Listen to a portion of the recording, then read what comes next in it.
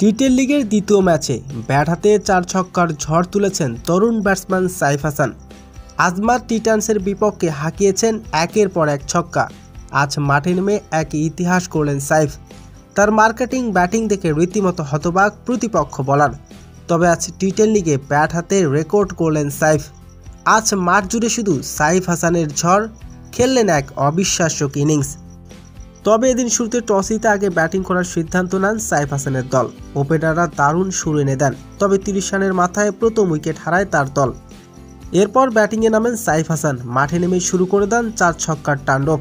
প্রতিটি বল বুঝে আক্রমন্ত ব্যাট চালান প্রতিপক্ষ বোলারদের উপরে চাপ তৈরি করেন সাইফ হাসান। তবে এদিন মাত্র 24 বলে 53 রানের বিধ্বংসী এক ইনিংস খেলেছেন সাইফ হাসান।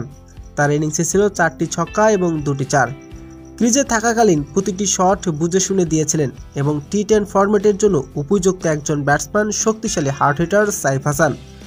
তার এই অগ্রসর ব্যাটিং নির্ধারিত 10 ওভার শেষে 8 উইকেট হারিয়ে সাইফ হাসানের দল সংগ্রহ করেন 119 রান।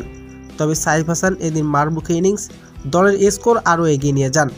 তবে টি-10 লিগের দ্বিতীয় ম্যাচে ব্যাট হাতে ইতিহাস করলেন সাইফ হাসান। তো দর্শক, সাইফ হাসানের এমন বিধ্বংসী ব্যাটিং আপনার কেমন লেগেছে? দর্শক জানিয়ে দিন আপনার মূল্যবান মতামতটি।